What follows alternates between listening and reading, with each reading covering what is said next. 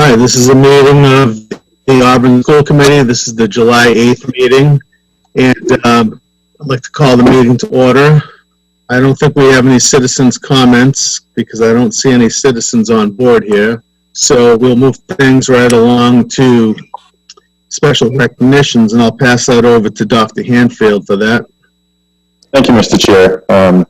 As the Auburn community is aware, we tracked the last rising sixth grader, Gracie Bulger, on Monday, July 29th. Gracie was a bright and vibrant young lady who always had the warmest smile on her face.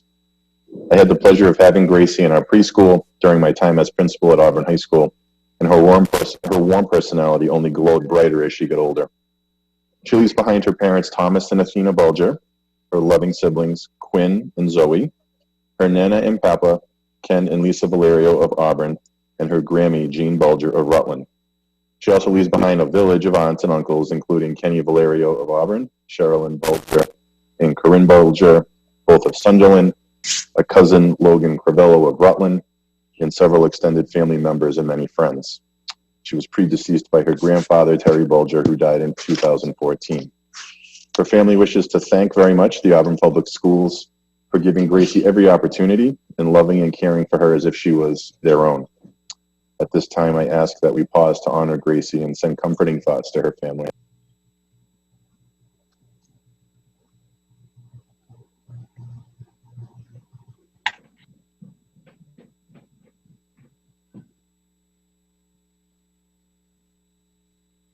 Thank you.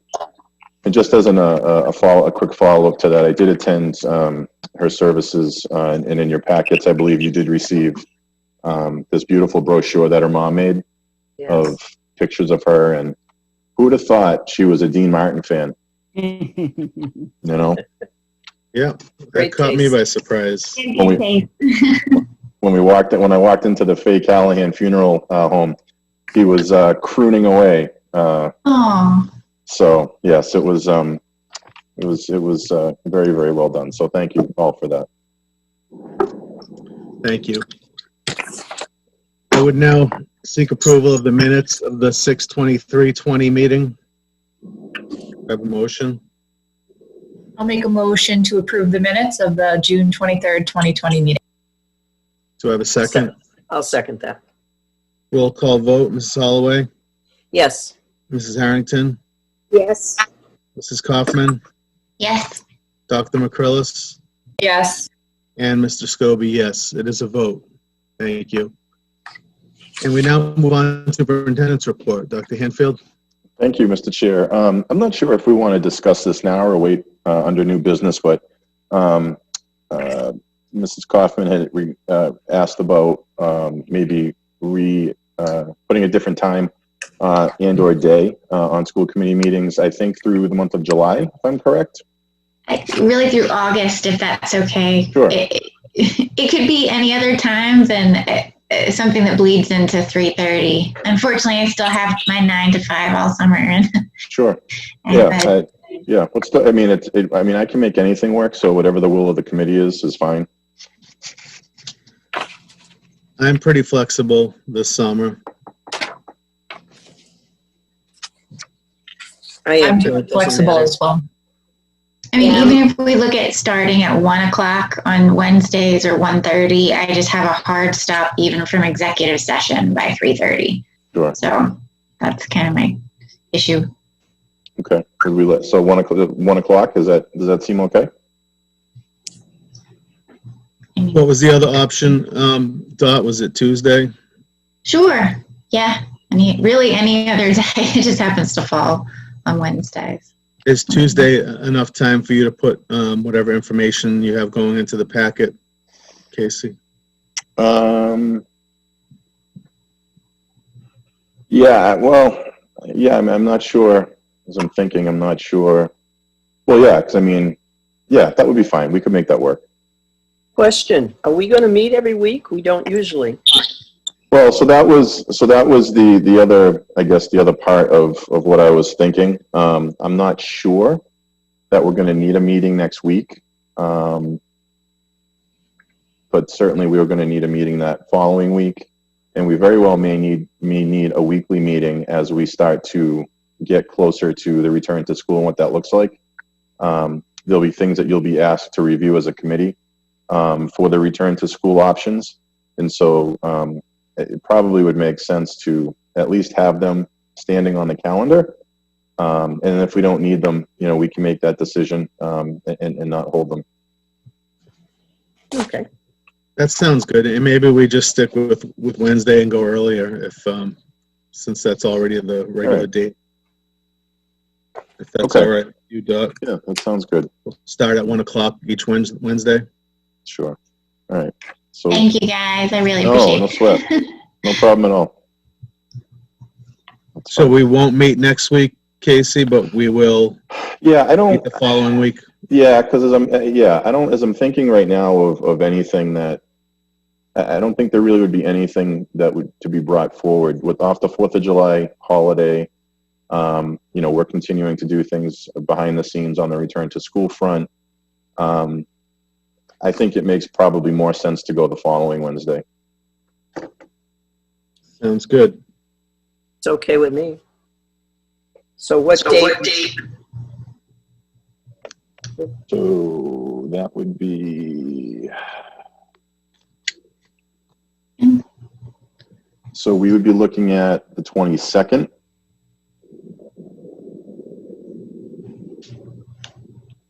So our next meeting would be July 22nd, so that's a Wednesday at 1. And then we would have it on the calendar for every Wednesday thereafter through August. And then if we don't need to meet, then we can strike the meeting. But things are really going to start to get really busy towards the end of July. And I would just rather have the standing time. Sounds good to me. Sounds good. All right, thank you. Do we need a motion for that, Mr. Scobie? I don't think, did we vote on these particular dates already? No, I don't I think don't think we did. I know we voted originally on the school meeting date calendar. I'm a school committee meeting date calendar, but that's changed a little bit since summer. Right.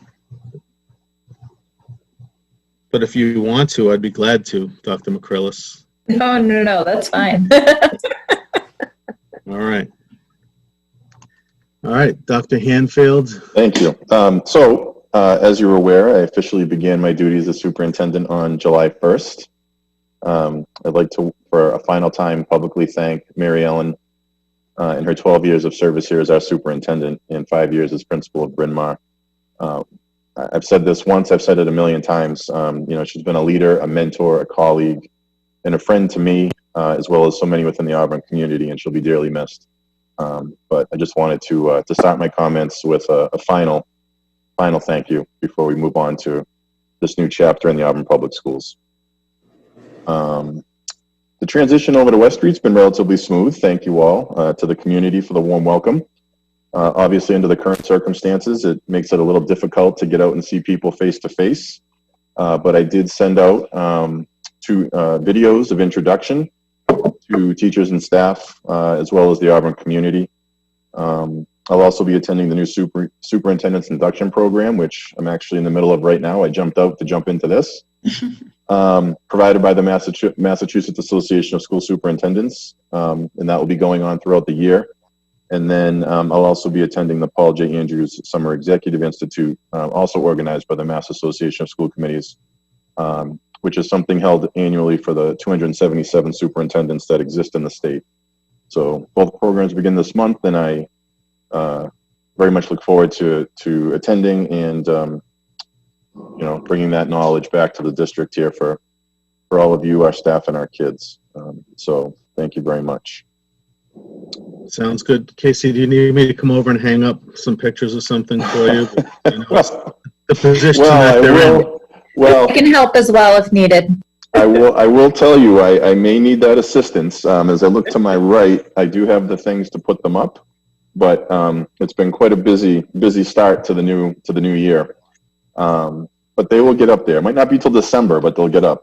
I also have some books. If you need those, we could put them right in that bookshelf. Excellent. That's only half of them. You're not seeing the other half. Okay. So, but if I'm always into, whatever you have, by all means. A lot of Stephen King. Is that all right? Or That's fine. That's fine. For the late nights, I'm happy to have those. Thank you. my pleasure. Thank you.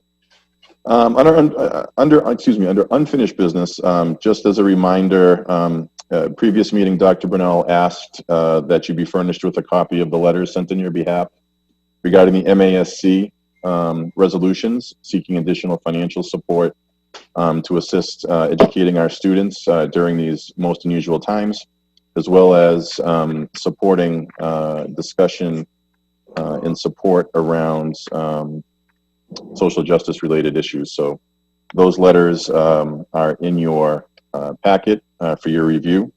And as I understand it, those are just there for your knowledge and understandings that they went forward.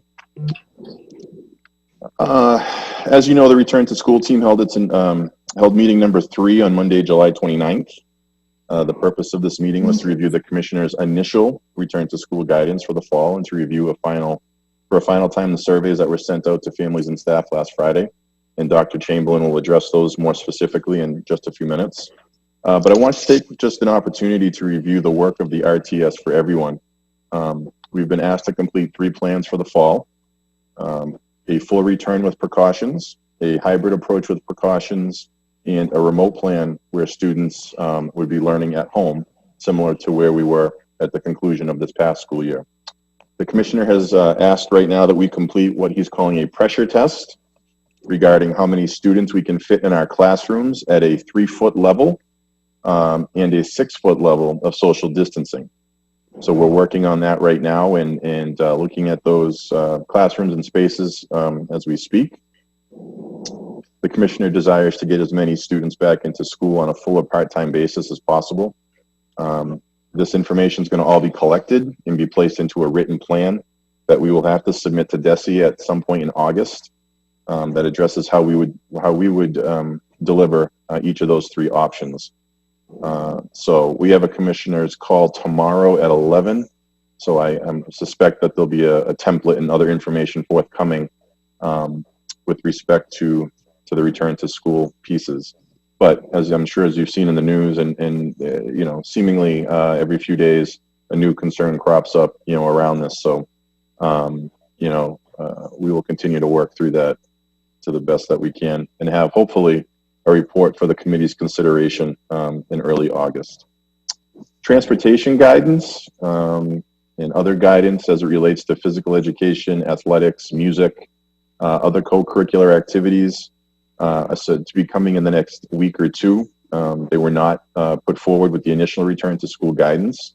The commissioner wanted focus to be purely on classrooms, brick and mortar school buildings, and you know, what's the capacity to get kids back to school. But additional guidance will be forthcoming in all of those areas.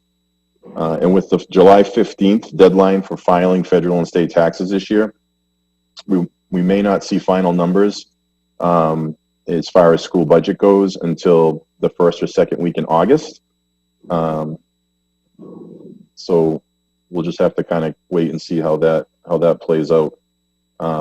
And I'd also just like to remind everybody, you know, as I've said as well, you know, this is a very fluid situation. As I shared with the community, you know, we absolutely are doing, you know, our level best through our Return to School Committee, you know, to examine every side of the issue. And again, when Dr. Chamberlain, she'll address the, you know, the depth of the survey and the number of people who responded, which was terrific. But we're doing our very best to put together a plan that takes into account, first and foremost, the needs of our kids, but first and foremost, the needs of our families as well. And, you know, this is not obviously going as quickly as I think we all would like in terms of getting answers to families, but we're doing the very best we can as our other school districts with just the state of affairs that we're in. So as those developments continue to occur, you know, we will certainly keep you apprised. Through the chair, may I ask one question? Sure. So, there's really 2, but one. So this is really with respect to the letter that came out from the Mass Association of Teachers, Mass Teachers Association on Monday regarding the phased reentry. Yes. And I know that just came out, and you guys just had your. I would assume you just had your most recent meeting this past Monday. where does the committee, or how are discussions going on that, or has it been discussed yet? So that's a great question. You know, as I said a few minutes ago, and this is a great example. There are many things that are evolving literally on the daily. On Sunday evening or Sunday morning, MTA President Najimi was on Channel 5 show Off the Record and discussed at length the MTA's feelings about a return to school in the fall. That was then quickly picked up by news stations and newspapers, and essentially what's happening is the MTA is creating their own return to school proposal that they would be bringing to the commissioner. I suspect that the commissioner will address that with us tomorrow.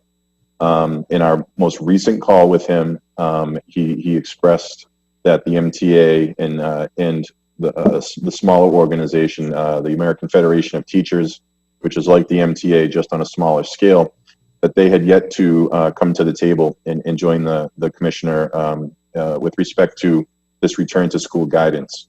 So he was hopeful that they would be able to sit down and strike a deal, or at least some mutual understandings in the same vein that they did at the conclusion, or at the beginning rather, of students being out of school.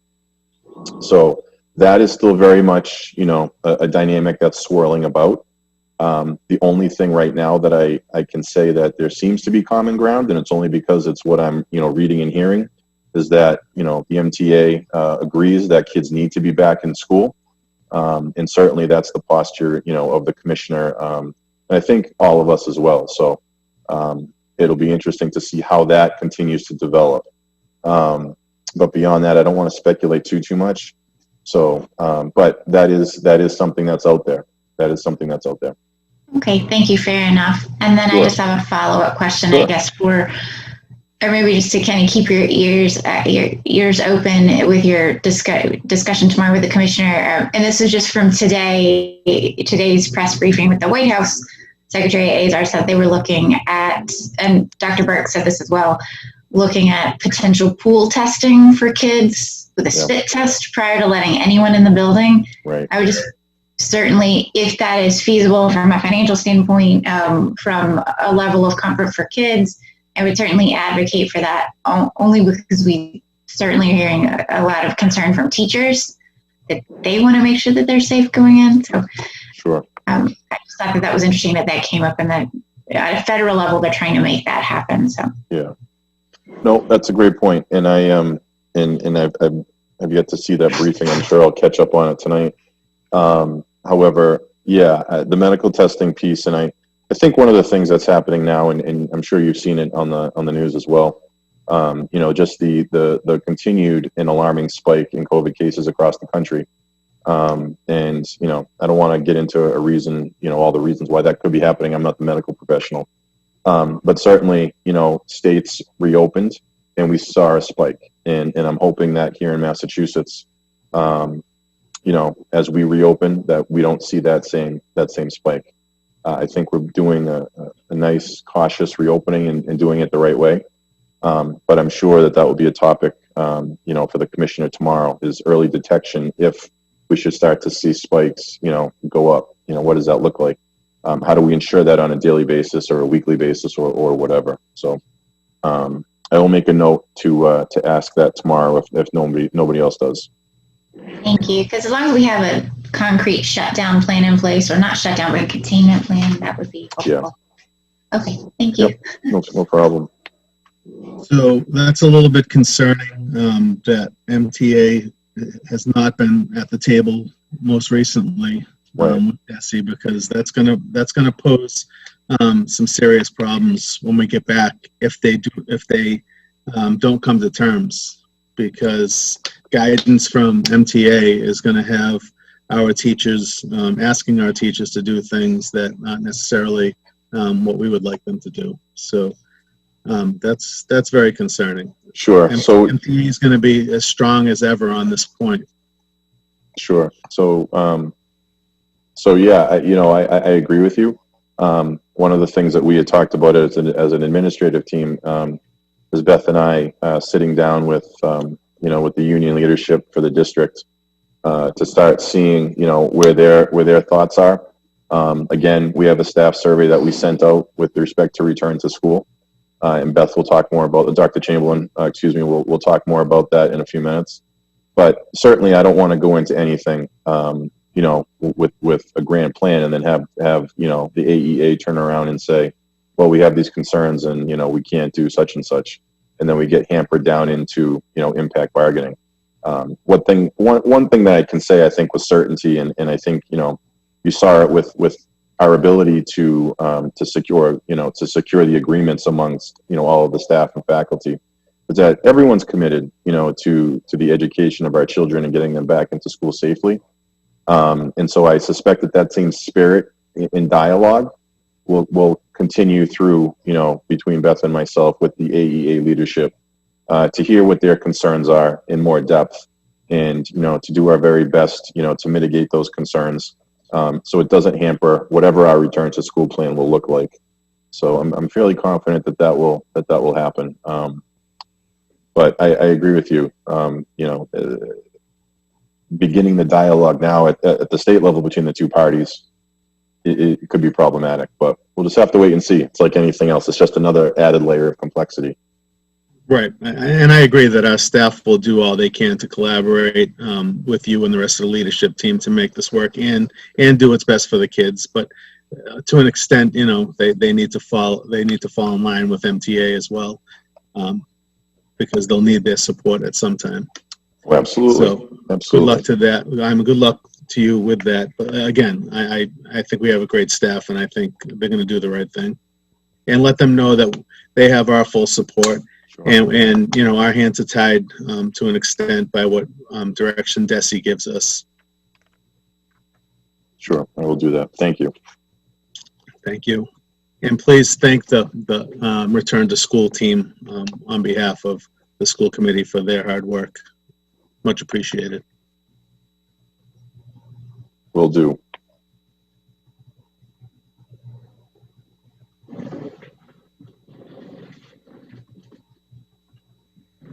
Okay. So with that, I believe Dr. Chamberlain. Hi, everyone. So I don't have a formal report prepared for you yet today on the return to school surveys for either staff or families. We continue to gather feedback, so we still have a number of responses coming in. So until that's somewhat finalized, we didn't want to prepare anything really formal. But what I do know, it's interesting in both cases, for the respondents we have thus far, the majority of parents want kids back at school, and the majority of teachers know that that's the best place for kids too. Now, that being said, with lots of qualifications, right, as far as what kind of safety protocols are in place and all of that. But I thought it quite encouraging that it does seem on that particular point that we are in agreement, that we'd like to get kids back. It's just going to be now the details of doing that and how do we make sure that the staff feels safe coming into the buildings and that we're keeping all of our students safe. So I do hope to have a kind of a summary of the data that we'll have thus far for the return to school team on Monday.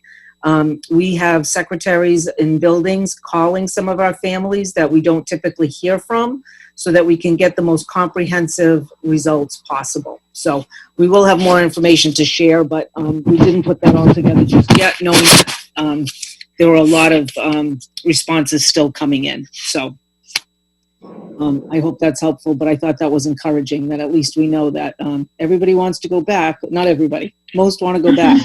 We just have to make it work. So the first thing I have for you today, in your packet, you got a copy of our application for our Student Opportunity Act, the SOA.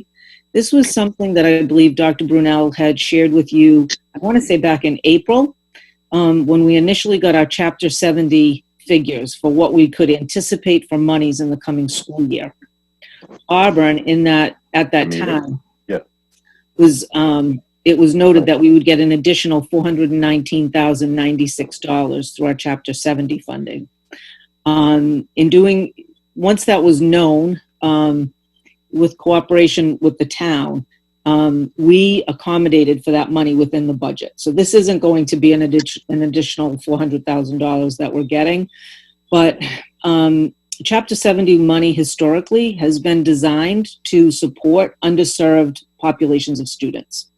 And so with this increase in the money, the commissioner really wanted to make sure that districts are utilizing this money in a really targeted, formal way. And thus, we had numerous conversations with the leadership team, with Mrs. Reedy, with principals about what's the best way, or what is the population that we feel would be best served by targeting these monies for them. And we would like to focus, if you've seen, on the achievement gaps that we still continue to see with some of our special education students, to make sure that we continue to move on training around co-teaching and the like. We did a pretty extensive amount of training around that. I want to say it might even be about 8 years ago. It was quite a bit ago. And we've had new staff come in. And the training wasn't always kept up to the degree that it needed to be. And we feel that the co-teaching, along with some work we did this year on developing a really comprehensive continuum of services for special education students, when we put that all together, that we're going to be able to narrow some of the achievement gap that we see with our students with special needs. And beyond that, as we've talked about numerous times, we'd like to focus some of these monies on continuing programs like Bright and strengthening families, and programs that bring support for the social and emotional needs of our students, which is glaringly obvious now and will continue to be so, I think, as we begin to make this transition to trying to get kids back to school after this somewhat traumatic closure for both students and staff. So, that's those are the two big nuts that we focused on with this money, hoping to support staff and the like with that. But part of this also was that the commission wanted to make sure that we presented this to you, that this was our determination for this money. And we will have to ask you to vote on this, that we are indeed okay to submit this plan as intended. So this was really his effort to really formalize the use of this money. And over the next few years, there will be some reporting that will be required to do to the state. And as you can see in the report, there are some metrics related to MCAS, along with some local metrics that we'll need to use to see if what we're doing is helping kids. So I'm willing to answer any questions you might have. Are there any questions, or would someone like to make a motion and we could discuss this after a second? Make a motion to submit Auburn Student Opportunity Act plan to the Department of Elementary and Secondary Education. Do I have a second? I'll second that. Okay, any discussion? Any questions for Dr. Chamberlain? I thought it looked quite thorough, and it seemed to explain different uses of the money. So it wasn't just one lump sum, this money goes here. So I thought the way it broke down made it quite clear how they were going to use it. Thank you. I would agree with that. Any other comments or questions? Seeing none, roll call vote. Mrs. Holloway? Yes. Mrs. Harrington? Yes. Mrs. Kaufman? Yes. Mrs. Kaufman? I said yes. Dr. McCrillis? Yes. And Mr. Scobie, yes. It is a vote. Thank you. Thank you. For the support. And the next thing, I just wanted to give you an update on summer school. We started today with 8 some of our most special students coming in with some one-to-one support into Auburn Middle School. Mrs. Reedy worked diligently around collaboration with the local Board of Health, as well as by following directions that she received from the Department of Special Education through DESE, to make sure that this was done in compliance with all of the regulations that we needed to comply with, and certainly with our own good common sense about what makes sense for kids. The students are well spaced out. They have their own materials. There's no sharing. I just received a text from her just now to say they were so happy that some of the kids needed a little help. They need some training with wearing a mask, but most were terrific with it, and they were very happy with that. So it seems like the first day today with kids was a great success. So that's quite an accomplishment, and these families are so appreciative These are students who did not do well in that remote learning environment. They really need that face-to-face experience, and they've been so thrilled and had a lot of positive feedback that Auburn was even going to attempt to do this. So we'll see how things go, but it was a great first day. And we will be starting remote. On top of that, we still have about 50 special education students who are getting support remotely, who it's appropriate that they do so. And we'll be starting our Title I summer school this coming Monday. That will be entirely remote. And we have a teacher working at each grade level, so around 150 kids that'll be involved in that. So programming continues. So we appreciate all the staff that have been willing to come in and work with kids, and those who continue to be willing to do that remote instruction as well. So that was it for me for today. Excellent. Thank you for that. Thank you. Beth, I have a question. What age range or grade levels are we talking about here? That are in face-to-face. Yes. We have, I think there are probably 4 that are elementary, 2 that are middle, and 2 that are from the high school level. Oh, The okay. secondary kids are all kind of in one room, and the elementary are located in another area. But yeah, it's spread out. We really looked at the kids who most needed it, who struggled the most in the remote environment. And we knew that because we had many staff trying to work with them and outreach them, right? So they would, and we know our kids. So we really wanted to target those kids who we knew would benefit the most from this as well. Okay, thank you. You're welcome. Thank you for that report. Great as always. And now for a little bit of sunshine in our day. And we'll move on to business and financial. Cecilia? Hi. Good afternoon, everyone. I'm sorry, I'm having a little trouble with my phone. I keep getting kicked off for some reason. So if you lose me midstream, that's what happened. I'm sorry. In your packet, I provided a omnibus transfer number 6, dated June 30th. For your information, I'd be happy to answer any questions if you have any on that. I guess seeing none. Seeing none, we'll move on. Okay, I also wanted to provide to you a CARES Act update. The town of Auburn was awarded funding through the CARES Act to help offset costs related to the COVID-19 pandemic, and the money received by the municipality was available to support the school department as well. There were 2 rounds announced in order to submit the eligible expenses for reimbursement. The first round was for any expenses incurred from March to May 26th. And the school department submitted an itemized listing of expenses incurred in relation to COVID-19 in the amount of $48,727.38. Among those items that were submitted for the school department, we had items in health service supplies, district-wide tech supplies, district-wide computer tech hardware, special ed classroom supplies, district-wide equipment, and custodial supplies across the district for each building and central office as well. So, and the school lunch program was able to submit an itemized listing of expenses in the amount of $19,132.91. And these 2 amounts were submitted with the town's expenses as part of the first round. And I'm happy to report that as of June 30th, both the school department and the school lunch program were reimbursed for these expenses. There will be another round to submit additional expenses through December 30th, but the due date for submission has not been announced. Both the school department and the school lunch program, with the direction of Mrs. Janice King, will continue to track expenses and work with the town and their consultant to claim for eligible expenses moving forward.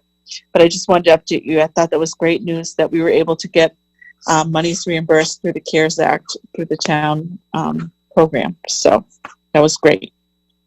And any questions or from anyone or? Any questions or comments? It seems like we're in a good state right now with this money coming in. So Yes. thank you. Yes, thank you. And that's the end of my report, but thank you very much. Thank you for the report. Great as always. Was there anything else that you had, Dr. Hanfield? No, Mr. Chair, I think that covers it for today. Members of the committee, anything? All right, I would entertain a motion to adjourn. I'll make that motion. I'll Do I second have a it. second? All right, roll call vote. Mrs. Holloway, Yes. Mrs. Harrington, Yes. Mrs. Kaufman, Yes. and Mr. Scobie, yes. It is a vote. Thank you. Good afternoon, everyone. See you next time. Thank you. Take care, everyone. Thank you, Very everyone. well.